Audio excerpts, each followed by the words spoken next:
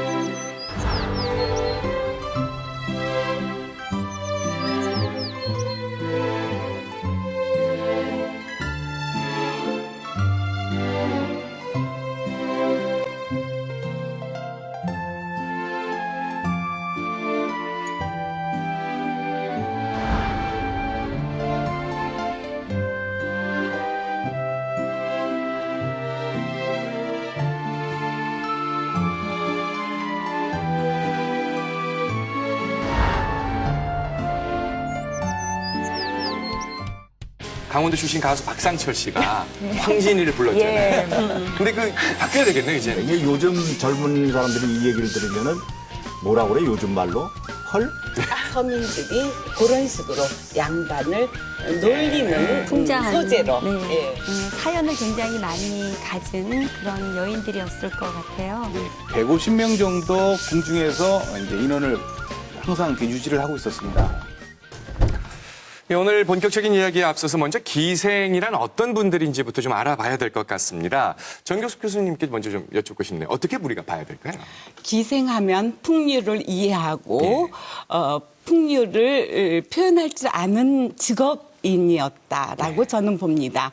기생들의 전공에 따라서 음악이나 악기, 그림, 춤 이렇게 나뉘어질 수가 있는데 그에 따른 끊임없는 훈련과 재교육이 뒤따르지 않으면 기생으로서의 생명이 단축될 수가 있기 때문에 부지런히 노력하는 여성들이었다라고 저는 봅니다. 기생이 무녀에서 비롯됐다는 그런 그 얘기도 있던데요. 네, 기생의 기원에 대해서도 말씀 좀 해주세요. 뭐 여러 가지 한 대여섯 가지 정도의 제가 알기로 이렇게 설이 있는데 무녀 기원설이 가장 유력한 것 같습니다. 그리고 또 하나는 일반적으로 알기에는 이 신라 때 그 원화라는 게 있었죠. 네. 그러니까 한마디로 그 여성 화랑 뭐 이 정도 여성 화랑격인 이 원화에서 비롯됐다라고 하는 그런 설이 있고. 그래, 동문. 네가 이겼다.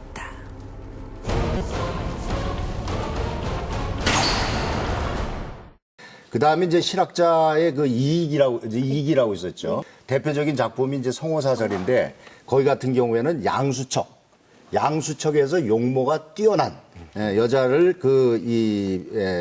차출한 데서 비롯됐다. 이렇게 하는 주장을 하고 있는데 그 양수척이라고 하는 것이 옛날 그 고려의 그 후삼국 통일 때에 거기에 반항하던 옛 후백제인들 중에 여인네들 중에 이제 미모가 뛰어났던 그 여인네들을 기녀로 삼았다. 뭐 이러한 주장 등등 여러 가지 그 주장이 있습니다. 예.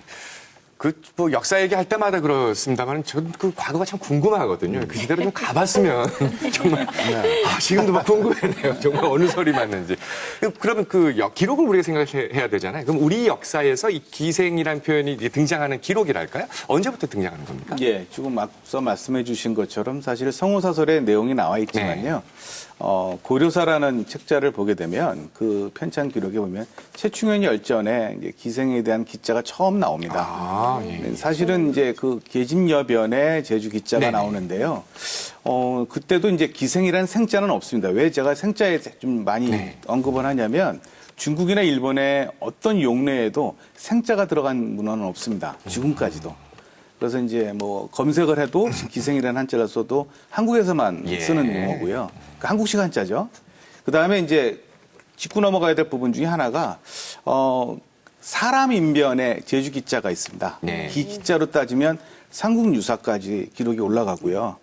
그 이제 산대놀이부터 시작해서 잡기 할 때 문헌까지 조사를 해보면 저는 이제 하나 이제 뭐 이제 제 나름대로의 학설 중에 예. 흥미로운 학설 중에 하나인데 우리 처음에 우리가 알고 있는 기생이라는 부분이 사실 남녀 구분이 남성이 먼저 했다는 거죠. 왜냐하면 일본에 있는 게이샤도 남성이 먼저 예. 게이샤였거든요. 그게 이제 에도 시대에 넘어가면서 여성으로 바뀌었고, 그러니까 우리도 그렇지만 중국에 있는 문헌 기록을 뒤져보면 남성과 여성이 경쟁을 했습니다. 경쟁을 했는데 우리는 그 기록이 사실은 좀 많이 없어진 거죠. 엄밀히 얘기한다면 저는 같이 공존하던 시대가 분명히 있었고 후대에 이제 여성이 중심이 됐을 때 그 아마 한자에서 표기가 아마 계집여변으로 바뀌지 않았을까라는 제 나름대로 생각을 갖고 있습니다. 그 흥미로운 학설이라고 하셨는데 진짜 흥미가 생기는데요. 오늘 얘기의 주인공이 강릉의 기생 홍장과 청심인데요. 네. 어떤 분들인지 좀 궁금하거든요. 그 두 분 다 그 아시다시피 강릉 기생이죠. 예. 네. 강릉 기생이고 그 흔적은 이제 한 분은 홍장 같은 경우에는 예. 경포의 홍장암이라고 이렇게 남아 있죠. 예, 예, 그리고 이 청심 같은 경우에는 평창군 진부면에 지금 청심대라고 이렇게 남아 있는데 지금 이제 구역이 이렇게 갈라져 가지고 평창으로 돼 있지만 그때 조선 시대에는 평창도 그 진부 정도까지는 강릉이었기 예. 때문에 그 두 분 다 이 강릉에 소속돼 있었던 강릉기였다. 네. 자, 그럼 오늘 주인공 먼저 홍장부터 여러분 만나보시죠. 이혜욱 선생님께서 이때마다 제가 또 부러워지는 어딜 또 네. 다녀오셨는지 홍장을 만나러 네. 다녀오신 곳을 네. 소개해 주시기 바랍니다. 네, 홍장을 만나볼까요? 예. 봄의 정취로 물든 이곳은 강릉 경포대입니다. 조선 중기의 문인 송강정철은 간동팔경의 으뜸으로 경포대를 꼽았는데요.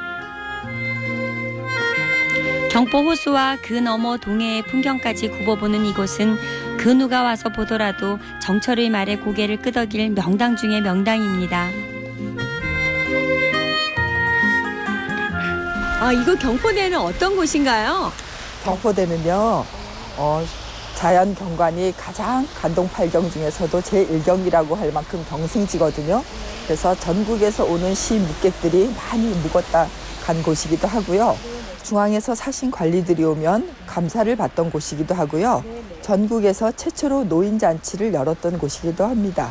이곳에 다녀가신 시인이나 묵객 중에요. 어떤 유명한 분들이 계신지요? 선조 때 송강 정철이라는 분이 계시는데요. 이분이 원주 관찰사로 오셨다가 그해 3월에 해금강, 내금강을 도시고 바로 경포대로 내려오시게 되거든요. 그때 쓴 가사인 송강 정철의 간동별곡이라는 것이 있습니다. 간동별곡 중에 홍장에 관한 이야기가 있거든요. 홍장 고사를 헌사타 하리로다. 그런 내용이 있는 걸로 봐서 홍장에 관한 이야기가 전해져 옵니다. 빼어난 미모와 글솜씨를 지녔다는 강릉 기녀 홍장.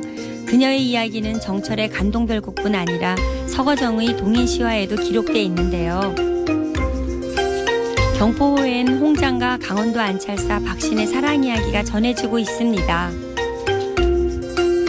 선생님, 이곳이 홍장암인가 봐요. 네, 고려 때 문신인 박신과 강릉 교방의 간비인 홍장의 러브스토리가 담겨 있는 곳이죠. 우리나라에서 춘향이 하면 절개 있는 여인으로 많이 알려져 있잖아요. 이 강릉 이고장에도 지조하면 바로 홍장을 이야기합니다. 강릉 지역을 감독하기 위해 내려온 안찰사 박 씨는 환영잔치에서 만난 기녀 홍장과 사랑에 빠집니다. 하지만 시간은 흘러 임기를 마친 박 씨는 한양으로 다시 돌아가야 했는데요. 떠나기 전 경포에서 환송연을 열게 됩니다. 그런데 홍장의 모습이 보이질 않았죠. 친구인 강릉부사 조은을이 말하길 홍장은 이별의 아픔에 자결을 했다는 겁니다. 박신이 슬퍼하는 중에 호수 저편에서 배 한 척이 다가오는데요. 그 배에는 검은고를 연주하는 홍장이 타고 있었습니다. 일종의 서프라이즈였다고 볼 수 있죠.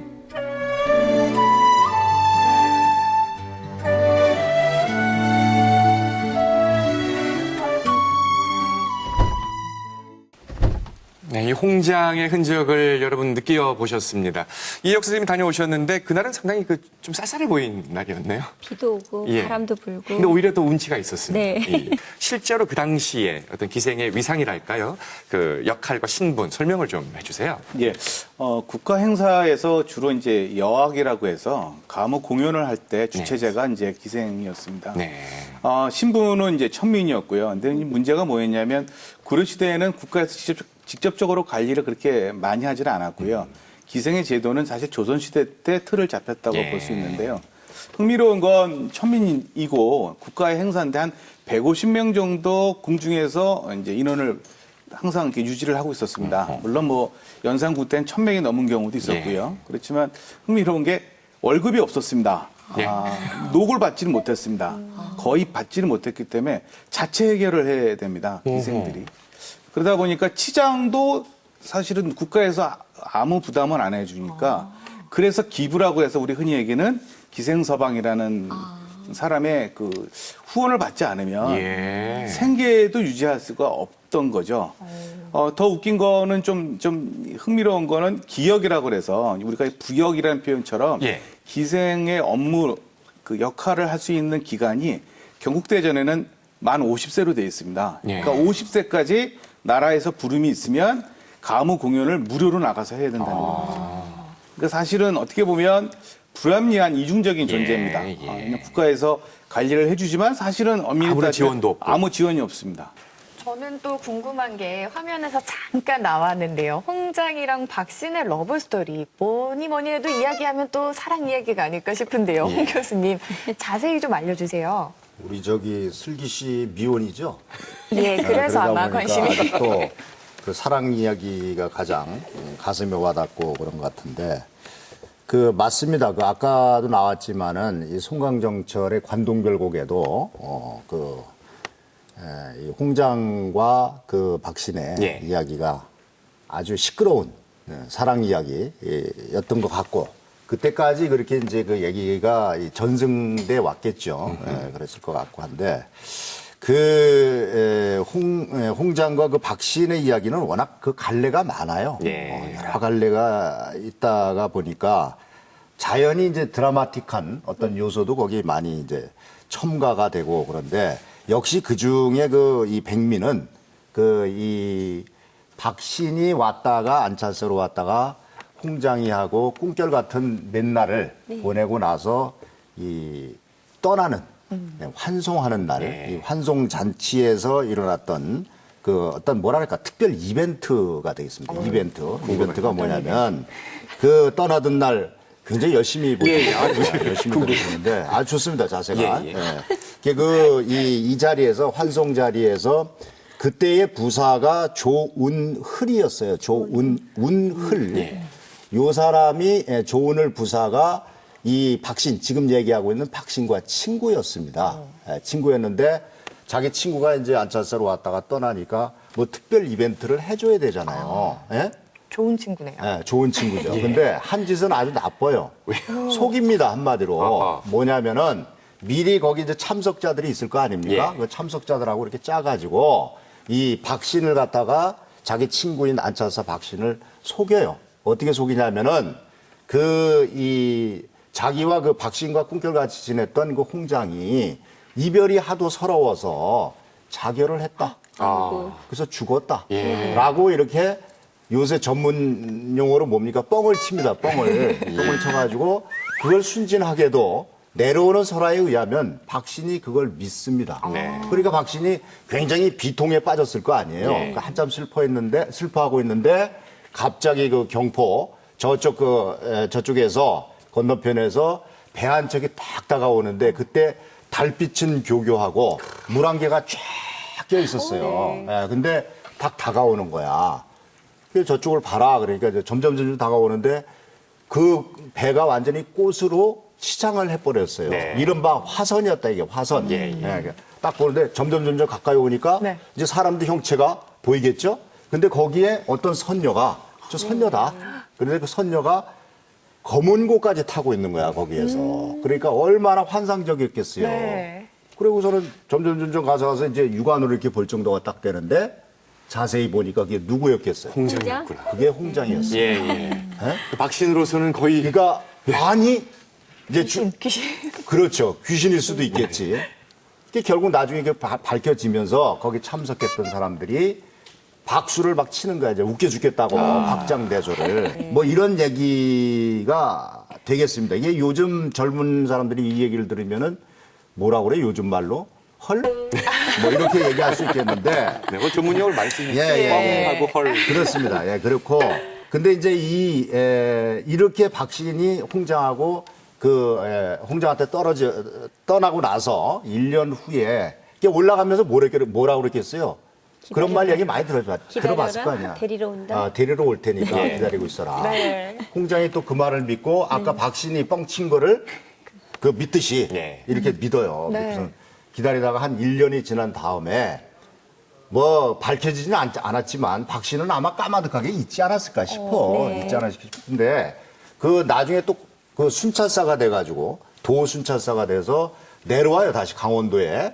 그러다가 강릉에 들렸는데 그때까지 홍장이 기다리고 있었어요. 오매불망 기다리고 있었던 거예요. 그게 얼마나 가상했겠어. 그래서 데려가서 부실로 삼았다. 구비문학이 그렇듯이 네. 굉장히 다양한 버전들이 있습니다. 네, 네. 그 다양한 홍장 설화 중에 하나가 이제 신익성이라는 분의 설화인데 이분이 조선조 선조의 사위였다고 합니다. 근데 선조는 딸들을 지나치게 사랑하는 병이 있었다라는 점이에요. 요즘 말로 딸바보. 사위가 신익성인데 이 신익성이 기생첩을 하나 드렸대요. 그 기생첩이 바로 강릉기 홍장이라는 이야기거든요. 그러니까 어느 날 선조의 귀에 그 소문이 들어갔어요. 그러니까 화가 너무 나가지고서는 홍장을 보냈어요. 강릉으로. 그러니까 신익성 역시 그 홍장이 필요했거든요. 그래서는 강릉 부사에게 한양으로 다시 돌려보내라라고 요청을 하니까 부사로서는 어렵잖아요. 왕은 데리고 있어라라고 하는데 왕의 사위 부마는 또 보내달라고 하니까 거기서 어쩔 수 없이 트릭을 쓴 것이에요. 홍장이 죽었다라고 편지를 써요. 그러니까 이 사람은 정말인지 알고 있다가 몇 년이 지난 다음에 금강산에 놀러 갈 일이 생겼어요. 그러다가 이제 가는 길에 강릉에 잠깐 들려서 경포 호수에서 배를 타고 노니는데 아까 박신의 설화랑 똑같이 강문 어구에서 아리따게 치장한 배가 쑥 들어오는데 신선과 선녀가 타고 있더라. 그래서 가까이 가서 보니까 자기가 그리워하던 홍장의 혼이 신선이 되어서 나타난 것이에요. 그러니까 신선에게 간청을 해서 오늘 하룻밤만 속세에 머물게 해주십시오 하고 간청을 해서 하룻밤을 즐겼대요. 근데 선녀면은 그 다음 날이면은 하늘로 올라가는 게 당연하지요. 근데 사라져 주기를 원했을까요? 어쨌든 다음 날이 돼도 안 사라지는 거예요. 그래서 그제서 속았다라는 것을 알았다라는 설화인데 아까 그 박신설화랑 거의 흡사합니다. 거기 이제 주인공들만 바뀌는. 예. 뭐 남자들만 바뀌는 거죠. 남자들의 그 기생에 대한 사랑이 주인공을 자꾸 바꿔가면서 재생산하는 이제 그런 구비문학의 특징이 아까 나타나고 있습니다.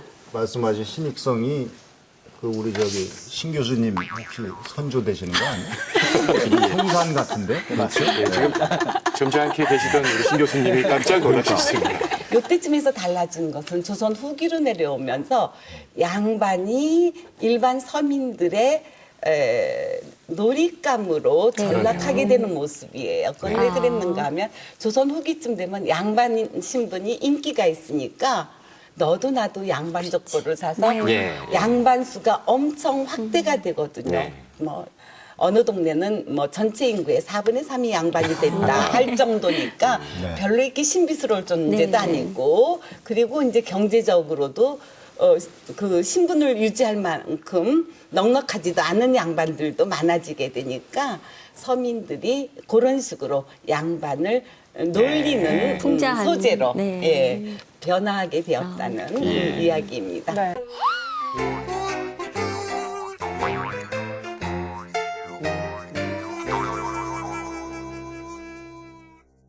바로 새로 생긴 이 화제 코너입니다. 예, 유슬기 아나운서가 네. 궁금한 역사적 사실들을 함께 여러분과 나누는 시간입니다. 네. 자, 소개해 주시죠. 화제가 되는 건가요? 아이, 그럼요. 네, 네. 제가 좀 궁금한 것들이 많아서요. 모아서 좀 차트로 정리를 해왔습니다. 열심히 좀 대답을 해주시면 제가 좀 지적 수준이 더 올라갈 수 있을 것 같아요. 먼저 첫 번째 질문은요. 바로 시집 가는 기생이에요. 기생들이 시집을 가나요? 원칙적으로 일부 일처제 사회이긴 했지만은 그 봉건제 사회에서 부실이란 존재가 엄연하게 있었거든요. 그러니까 첩실로 들어가는 것, 부실로 들어가는 것도 천첩이든 양첩이든 들어가는 것도 일종의 혼인의 형태였다고 저는 파악합니다. 그렇지만 법적으로 양천 금혼제 사회예요. 네. 양반과 천민이 혼인할 수는 없거든요. 그래서 정실로 들어가려면은 도망가야지만 됐어요. 합법적인 정실로 들어가는 기생은 본 적은 없습니다. 근데 대한제국 말기 때쯤 되면 신분제가 해체되고 그러면서 달라진 재밌는 양상들은 나타납니다. 네. 결혼에 아무래도 관심이 있다 보니까 여쭤봤어요. 두 번째 질문은요. 이 조선의 기생 진선미예요. 이 조선의 3대 기생이 있는데 황진이, 부용, 매창. 공부 좀 했습니다. 조선의 3대 기생에 대해서 좀 알려주세요. 예, 조선의 3대 기생은 이제 진섬이라고 흔히 일컫는데요. 이제 흔히 이제 황진이 같은 경우는 이제 호칭이 좀 잘못된 게 황진이는 이제 그 사람의 이름을 얘기하는 거고요. 기명을 얘기하는 명월이죠. 그래서 황명월이니까 명월이라고 부르는 게 맞고요. 그래서 그 다음에 이제 부용과 매창 같은 경우는 세 명 다 공통점은 시기, 그래서 시를 잘 지었던 기생이었던 거죠. 세 분 다 한시도 많이 남아 있고요. 물론 그 우리 흔히 항진이라고 하는 명월이라는 기생분은 뭐 우리말로 쓴 시조도 많이 남아 있고요.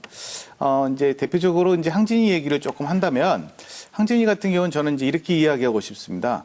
1530년 정도에 이제 활동하다가 세상을 떠난 분이기 때문에 어떻게 보면 16세기 초에 태어나갖고 신윤복이나 그 해온 신윤복의 그 풍속화의 그림에 있는 옷을 입고 있는 19세기의 모습을 하고 21세기 언어를 하고 있는 분이라고 생각을 합니다. 왜냐하면 늘 항상 재해석되고 우리가 보고 싶은 기생의 모습들을 늘 항상 보여주는 분이 아마 항진이가 아닌가 생각을 하고요. 나머지 두 분도 뛰어난 시기, 그러니까 시를 잘 지었던 기생으로 생각됩니다. 근데 그 3대 뭐랄까 시기가 됐던 기생이라고 하는 것도 보는 관점에 따라서 많이 달라지죠. 그 세 명을 다릅니다. 얘기하는 건 아니지 않습니까? 홍 교수님 특히 마음에 품고 있는 기생. 근데 그 마음에 품고 있는 기생은 없고요. 제가 우리 신 교수님 말씀하신 그 세 명의 기생, 세 명의 기생이 전부 강원도와 관련이 있습니다. 그렇죠? 근데 여기에 강원도 출신은 한 명도 없어요. 근데 강원도와 아주 깊은 관련을 갖고 있는데 우선 황진이 같은 경우에는 황진이 하면은 떠오르는 상대 남자가 있어요. 서경덕? 그게 그 유명한 청산리 벽계수야 하는 그 벽계수의 묘역이 원주에 있습니다. 지금 원주에 문막이라고 하는 데 있고 그 다음에 이제 부용이 같은 경우에는 운초라고도 했지요. 운초라고도 했는데 그 운초 같은 경우에는 원주에 그 옛날에 이 금원 김씨라고 해서 김금원이라고 들어보셨는지 모르겠네. 그 금원 김씨라고 해서 그분이 서울 용산 쪽에서 이 조선시대 최초로다가 이 삼호정 시사라고 하는 여성 문학 동아리를 열어요. 문학 동아리를. 그 삼호정 시사라고 하는데 그 문학 동아리 삼호정 시사의 한 멤버가 바로 이 운초, 부용입니다. 그래서 같이 활동을 했어요. 둘이 아주 가까웠고, 그 다음에 이제 그 매창이 같은 경우에는 그 강릉 출신의 그 허균이의 그 대표적인 문집인 성소 부부고의 일종의 이 정신적인 사랑이지만 이 러브 스토리 삼아 그 이 매창이를 예찬하는 그런 시가 지금 남아 있습니다. 편지거리. 예. 그 강원도 출신 가수 박상철 씨가 황진이를 불렀잖아요. 근데 그 바뀌어야 되겠네요, 이젠. 황진이, 이게 아니고 명월이. 황진이 본명을 가지고 이런. 이 박상철 씨가 혹시 방송 이제 보실 텐데 보시면 메시지를. 다시 한번 가사를 수정해서 오늘 저 기생을 테마로 해서 얘기를 하다 보니까 우리 그 현수 씨가 잘 신나신 것 같아요. 그러게요. 유난히 밝아요, 표정이. 아니, 평소에는 참 관심이 없었던 분야다 보니까 오늘 그냥. 이제 제가 이제 기생 쪽 관련돼서 연구를 하면서 많이 이제 편견이나 오해를 받는 것 중에 하나가 TV에서 기생은 다 이쁘게 나오지만 기생은 절대 안 이쁩니다. 저도 그런 말 들은 적이 있어요. 기생이 이쁘다는 건 이제 우리가 많이 그 어릴 때부터 주입된 생각이고요. 왜 그러냐면 하초기생이라고 흔히 얘기했습니다. 그 당시에도 외모가 뛰어난 기생, 하초기생은 한 보통 한 1년 정도 수명이었다고 생각을 했답니다. 그러니까 왜 그러냐면 아주 어린 나이에 하초기생의 그 외모는 질려버린다는 거죠. 아무것도 할 줄 모르니까요. 그래서 가장 뛰어난 이제 기생으로 좀 인정받는 건 가무가 뛰어난 기생입니다. 특히 소리기생은 이제 거의 20년을 가까이 할 수 있는 게 목소리가 원숙해지니까 더 부르는 이가 많고, 그리고 뭐 소리기생 같은 경우는 이렇게 막을 쳐서 이렇게 막아도 되는 거고요. 그래서 어떻게 보면 아까 말씀하신 취향이 가장 중요한 거지만 그렇게 아름답다라는 이 기준은 지금 기준으로 하면은 절대 저는 아니라고 생각을 합니다. 그 연산군 있지 않습니까? 연산군 같은 경우는 상당히 특이했나 봐요. 예, 특이한 게 그 연산군의 그 연산군 일기에 1504년 그 7월 15일자에 보면 이 기생에 대해서 나온 얘기가 있는데 이렇게 돼 있습니다. 기녀는 어전에서 춤과 노래하는 자라 모름지기 젊고 모습이나 얼굴이 좋은 자를 가려서 문적에 두어야 하며 제 아무리 음유를 알아도 얼굴이 못났으면 뽑아서는 안 된다. 이렇게 돼 있어요. 그래서 외방에 반드시 아름다운 자가 있을 텐데 수령들이 식년선상 때에 자색이 있는 자는 숨겨 보내지 않고 못생기고 늙은 재주 없는 자만을 올려보내니 상전을 위하는 뜻이 아주 없습니다.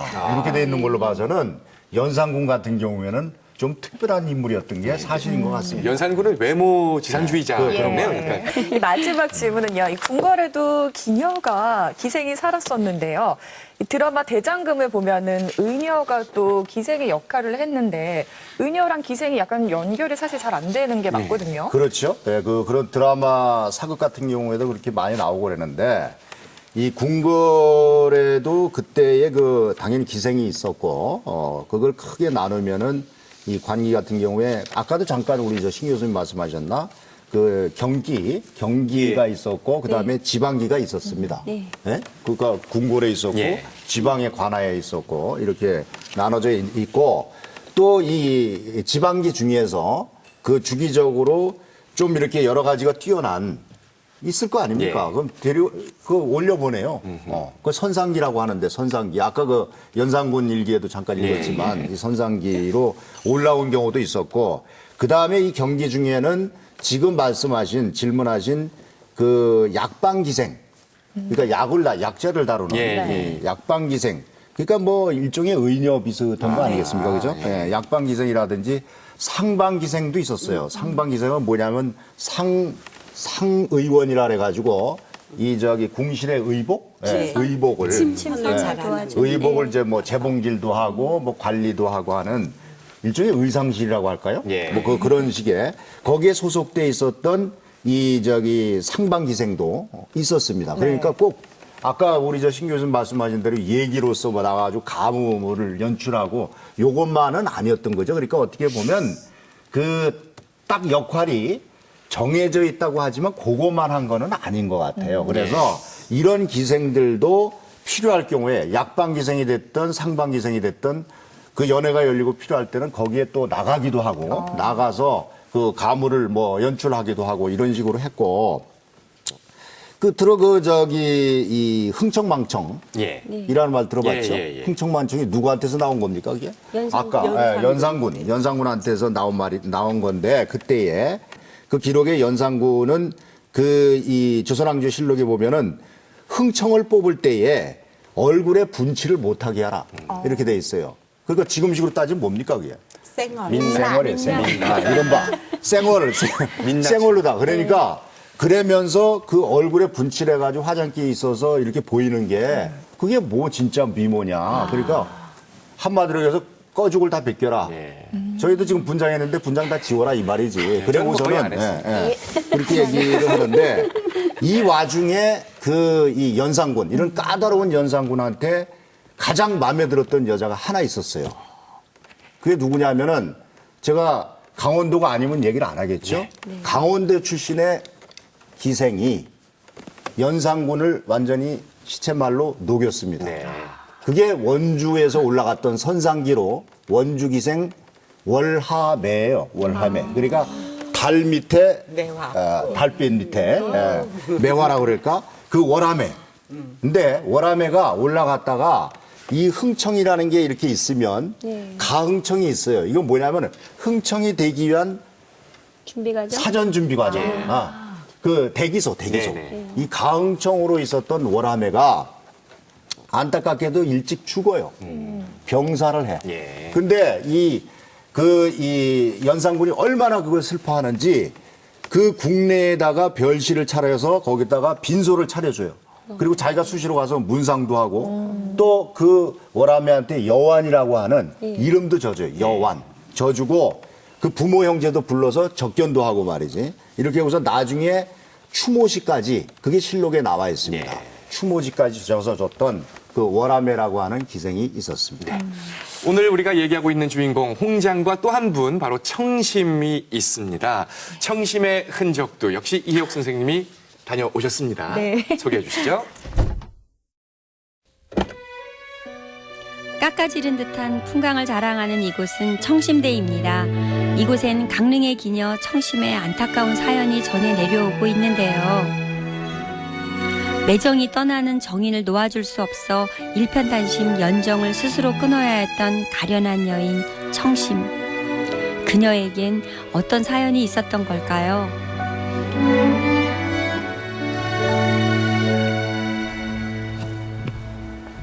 아유, 힘들다. 선생님. 네. 여기 청심대는요, 어떤 사연이 있는 곳인가요? 아, 네. 이곳은 강릉부사 양수의 애첩인 청심이 강릉부사가 임기를 마치고 서울로 가게 됐는데 그 따라가기를 원했습니다. 그러나 강릉부사가 데려갈 수가 없다고 그랬어요. 그래서 이곳까지 따라와서 굳이 따라가기를 원했으나 강릉부사가 강력하게 거절을 했습니다.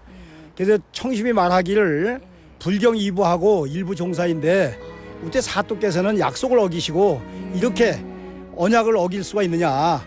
그러면서 감흥을 하면서 떨어져서 이곳에서 죽은 곳입니다. 매몰차게 뿌리치고 떠나려는 님과 함께 데려가 달라며 옷자락을 붙잡고 강릉에서 이곳 평창 진부까지 따라 나선 여인. 끝끝내 그녀는 절벽 위에서 몸을 던지고 맙니다. 이 바위가 굉장히 범상치 않게 생겼네요. 네, 맞습니다. 이 바위는 예기암이라고 하는데 예기암이라고 명명하게 된 것은 청심이가 이곳에 떨어지는 것을 사또가 직접 목도하고 청심이의 그 순절을 기리기 위해서 이 바위 이름을 예기암이라고 했고 이곳을 청심대라고 했습니다. 매정한 부사는 이내 청심을 지워버렸을지 몰라도 이곳 마을 사람들은 그러지 않았는데요. 청심 정자는 일제강점기 함경북도 주사를 지낸 남상철 옹이 1927년 마을 주민 107명과 함께 사비를 털어 지은 정자입니다. 정절을 지키고자 한 청심의 갸륵한 마음을 기리기 위해서였죠. 청심대 아래에는 청심의 초상을 모신 사당이 있는데요. 해마다 이곳에서 청심의 넋을 위로하는 제를 올리고 있습니다.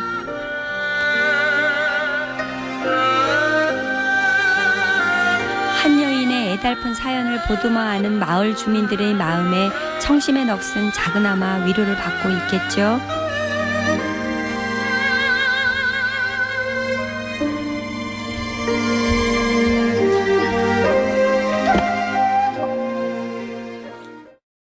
지금 뭐 우리가 접했던 이 청심의 이야기는 무척 뭉클합니다. 여기에 지금 등장하는 기생 청심 그리고 강릉 부사였던 양수 이 실존 인물들 아니겠습니까? 역사에서는 이게 어떻게 기록된 분들입니까? 태종 이방원과 친구 사이였어요. 양수라고 하는 분이. 예. 그런데 그 이분이 이 형조참의를 지냈었는데 형조참의 그 형조참의면 지금 법무부 한 국장급 정도 뭐 이 정도 됩니다. 이분이 형조참의 때에 판결을 잘못해가지고 이 좌천당해요. 예. 그 좌천당에서 온 데가 강릉 대도부사입니다. 예. 똑같이 정삼품직이에요. 그 당상관인데 정삼품직인데 이렇게 해서 와가지고 그 6년 만에 다시 내직으로 그 발령이 이제 돼서 올라갑니다. 네. 그때 이제 그 6년 동안 보살폈던 그 청심이 하고의 러브 스토리가 여기에서 나오는 거고 예. 나오는 건데 이 얘기가 아까 뭐 그 VCR에 나왔으니까 다시 반복할 필요는 없고 그것이 500년 동안 이렇게 구전되어 오다가 1927년에 이 지역의 유지들 107명이 모여가지고 그 뜻을 기리는 그 이 정자하고 그 다음에 사당 이런 거를 그 짓게 되는 건데 근데 그 중요한 거는 그러면 이 스토리가 그때 만들어진 거냐? 예를 들어서 1927년에 그게 아니고 이미 그 김홍도라고 아시죠? 18세기에. 예. 김홍도가 그 그림 그 화첩이 있습니다. 그 중에 금강산군 도첩이라 그래가지고 60폭짜리 그 그림첩이 있는데 거기에도 이미 청심대가 나와 있어요. 그런 걸로 봐서는 조선시대에 이 이후로 태종 이후로 상당히 이 지역에서는 이 청심의 이야기도 아까 얘기한 홍장의 이야기 못지않게 많이 회자되어 왔었다라고 그렇게 추정해 볼 수 있습니다. 예. 근데 보면서 궁금했던 게요. 이 청심이 양수를 따라서 서울에 막 가려고 했었잖아요. 진부까지 쫓아갔다고 하는데 뭐 지금이야 뭐 운전해서 가면 금방 따라갈 수 있지만 그때는 막 며칠을 걸려서 갔을 텐데 이렇게 관부에 묶인 몸으로 그렇게 갈 수 있는지가 좀 궁금해요. 뭐 지금처럼 휴가를 내고 갔다든지 뭐 이렇게. 사실은 그 지적하신 대로 감기가 자기 지역을 이탈할 수는 없습니다. 네. 천민이기 때문에요. 근데 이제 이런 경우에는 사실 이제 배웅한다는 의미가 있고 네. 사실은 이제 관기들도 나라에서 록이 그렇게 많이 나와 있지도 않고 천민이다 보니까 사실은 휴가라는 개념보다는 기역이라고 아까 얘기 드린 것처럼 그 가무를 할 수 있는 의무적인 그 복무 기간 외에는 나라에서 묵인해 주는 겁니다. 알아서 이제 생활하는 거죠. 생계를 위해서. 그때 이제 앞서 말씀드린 기부라든지 기생서방이라든지 아니면 자기가 생계를 유지할 수 있는 것들을 할 수 있었던 거죠. 그래서 그때 나머지 시간대 그걸 활용하면서 자기를 이제 생계를 유지한 거기 때문에 이런 경우는 사실상 좀 이해가 가는 부분이 하나 있습니다. 청심 같은 경우는 왜냐하면 부임하는 그 벼슬아치가 바뀌면 또 다른 사람이 오게 돼 있거든요. 그렇게 되면은 사실상 청심 같은 경우는 양수한테 선택받기를 원했는데 결국은 선택받지 못하면 또 다른 사람하고의 또 이제 수청이라든지 아니면 그 당시 있었던 것들을 어떤 유지를 해야 된다는 거에 대해서 아마 자기 스스로 아마 선을 그어놓지 않았나 하는 생각이 듭니다. 그 청심의 사당은 근대에 와서 지어졌는데요. 당시 지역 유지들이 이렇게 청심의 사당을 지은 그런 이유는 뭘까요? 그게 1920년대 일입니다. 1920년대는 어떤 시대였는가 하면 3.1운동이 일어나고 일제는 이른바 문화정치를 실시하던 때예요. 뭐 긍정적인 의미든 부정적인 의미든 민족 내에서는 민족주의적인 애국심 같은, 애족심 같은 것들이 내적으로 성장하고 있었어요.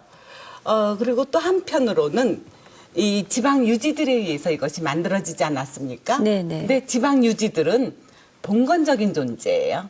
지금까지도 약간. 더군다나 그 시대에 1920년대는 일제에 의해서 근대화가 막 추진되던 시대. 그러니까는 이 근대화의 시대에 봉건적인 존재인 이 전통 지역 유지들은 자신들의 자신들을 지탱하던 사회적 기반, 정신적 기반이 약화되었죠. 그러니까 이때 자기 보호 본능에 의해서 전통적인 가치관, 봉건적인 이데올로기로의 회귀가 당연할 수밖에 없습니다. 그 일환으로 이제 이렇게. 예, 그런 거에서 이제 정렬, 뭐 얼마나 아름답습니까? 예. 자기네들한테 저에게 하나도 손해 지죠. 날 것 없는 거거든요. 남성들한테는 네. 아주 지극히 아름답죠. 107명씩 사비를 들여서 아리따게 정자를 지어서 거기서 논이면 또한 좋은 일이고 그런 배경도 입장에서 있었다. 예. 청심사당의 초상화와 관련돼서 최근에도 또 이야기들이 있다고 하더라고요. 맞아요. 조금 섬찟한 이야기가 있는데 좀 섬찟한 그런 이야기가 분위기인 있고 조금 전에 우리 정 교수님이 잘 소상하게 이렇게 말씀을 해주셨어요. 이 청심대에 대해서. 근데 이 청심대나 청심사당이나 이거를 이제 1920년대라고 정확하게 27년에 이렇게 창건을 하고 그 해마다 이렇게 마을에서 제도 올리고 이렇게 해왔는데 또 심지어 아까 그 봤지만은 그 얘기함 거기를 뭐 9번을 이렇게 돌면은 주변을 돌면은 그 이 아들을 잉태한다 뭐 이런 속설도 내려오고 그럴 정도로 그러니까 한마디로 뭐냐면 이 청심이 그 당시에 그 수호신이었던 것 같아요. 이 마을에 그리고 기복신앙까지 이제 어우러져 가지고 가서 이제 수시로 빌고 이렇게 하다 보니까 그 청심 사당도 청심을 모시는 이제 저 청심 사당도 이렇게 져서 지금은 문을 꽁꽁 걸어놨는데 그거 보셨어요? 네. 들어가셔서 어떻게 생겼습니까? 청심이요? 네. 이쁘게 생겼어요? 조금 무서웠어요. 무서웠죠. 그래서 제가 섬찟하다고 이렇게 표현하는데 이게 2001년도에 지금부터 한 그러니까 15년 전, 15년 전에 더 섬찟한 일이 있었어요, 사실은. 그게 뭐냐면은 이 사당 내에 그 당시 있었던 초상화가 깜쪽같이 사라졌습니다. 없어져 버렸어요. 그 누가 이제 훔쳐간 거지, 결국은.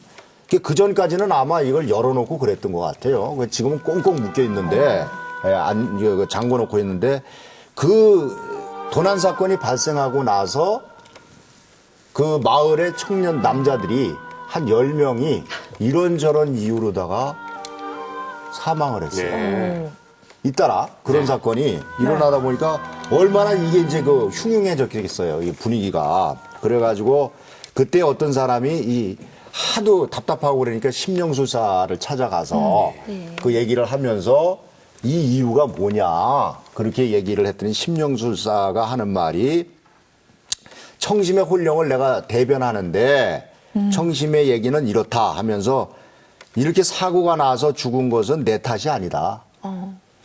나는 기본적으로 이게 청심이 계속 얘기하고 있는 거예요. 옳지 못한 사랑을 하는 여자들을 혼내주지만 안타까운 사랑을 안타까운 사랑에 대해서는 이루어지게 하려고 노력하는 사람이다라고 얘기를 했다고 그렇게 전해지고 있습니다.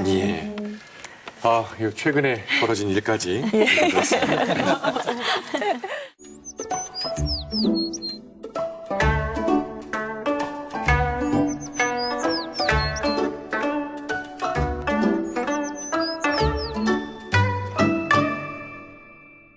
자, 오늘도 시간여행 강원에 이제 슬슬 마무리 시간이 됐는데요. 오늘도 역사 스토리 이프 시간입니다. 오늘은 이 주제가 이렇습니다. 홍장과 청심, 우리가 오늘 함께 얘기를 나눈 홍장과 청심. 만약에 오늘날 세상에 태어났다면 이들의 직업은 무엇이었을까입니다. 자, 먼저 오늘 이 시간 처음 함께한 유슬기 아나운서는 어떻게 생각하십니까? 네, 가장 먼저 시켜주셔서 감사합니다. 그렇죠. 네, 창의력은 없지만 네. 아무래도 모든 부분에서 좀 뛰어나고 예뻤을 거다라는 생각을 하니까 요즘 이제 텔레비전에 많이 나오는 예쁜 아이돌 그런 게 아니었을까 아이돌 생각이 스타. 들어요. 네. 저는 이제 스타일리스트라고 생각합니다. 이유가 뭐냐면 사실 기생이라는 존재가 분권적인 유물로 지탄의 대상이지만요. 당대에는 대중 스타였다고 생각합니다. 그래서 첨단 유행을 좀 창조했던 인물이 아니었는가 해서 생각하고 있습니다. 저는 다 하고 싶어요. 춤도 추고 싶고 두 분 또 노래도 대답이 하고 남아있기 싶고. 때문에. 네, 제가 좋아하는 여성은 네. 황진이에요. 아하. 시조가 아주 끝내줍니다. 예. 저 같으면 신춘문예에 원고를 내서 등단했을 것이다. 사연을 굉장히 많이 가진 그런 여인들이었을 것 같아요. 예. 그래서 뭐 이별의 슬픔이라던가 또 새로운 사람과의 어떤 인연 이런 네. 거라서 저는 이 사람들이 지금 시대였다면 작가가 아니었을까. 작가. 네, 자기의 이야기를 글로 풀어내는 예. 그런 작가였을 것 같은 생각이 드네요. 그 책을 사서 읽으면 좀 그렇죠. 사랑을 되게 잘할 수 있을 것 같아요. 근데 지금 이 네 분의 말씀이 다 일리가 있어요, 지금. 다 그랬을 것 같아요, 정말. 이 부담을 안고 마지막 우리 홍인희 교수님의 대답을 듣겠습니다. 뭐 부담을 제가 안는 게 뭐 네, 지금 거의 한두 번이 해탈한 아니고 표정이시죠. 여태까지 부담을 안 하는데 그 지금 앞에 우리 저기 두 분 교수님이나 다른 분들은 다 뭔가 이렇게 그 홍장과 청심의 옛날 기녀들의 네. 소위 그 재주를 이렇게 말씀을 하신 것 같은데 저는 그렇게 생각 안 합니다. 예. 오히려 예를 들어서 홍장이나 청심이나 그런 기녀들이 오늘날 태어나서 살고 있는 여인들이라고 한다면 다시 태어난다면 쉽게 얘기해서 네. 다시 태어난다면 저는 아주 조신하고 평범한 가정주부가 됐을 것 같아요. 아, 의외의 거꾸로. 대답이시네요. 예. 예. 그렇게 생각하는 게 지금 말씀하신 대로 재주나 재능 이런 거보다는 예. 그 이 홍장이나 청심이라고 하는 어떻게 보면 이 정조를 지킨 연료들이잖아요. 네. 그 성품을 보면은 성품하고 재능의 문제는 또 다르지 않느냐. 그 성품을 우리가 높이 사면 지금식으로 치면은 그 가정에서 가정을 충실하게 잘 지키는 이른바 현모양처가 우리가 얘기하는 현모양처가 됐을 것이다. 결국은 청심이나 그 이 홍장이나 봉건 시대의 당시의 희생물이었다. 예. 저는 개인적으로 그렇게 생각합니다. 네. 역시 홍인희 교수님. 부담이 큽니다. 그 오늘 얘기를 나눈 조선초 강릉기생 홍장과 청심 얘기를 여러분 잘 느끼셨을 겁니다. 근데 우리 강원도의 이 기생 이야기는 이 콘텐츠가 아주 무궁무진합니다. 오늘은 홍장과 청심의 이야기였습니다만은 다음 시간은 또 영월의 기생 경춘 그리고 춘천 기생 개심의 이야기로 여러분께 또 찾아뵙겠습니다. 오늘 시청해주신 여러분 고맙습니다.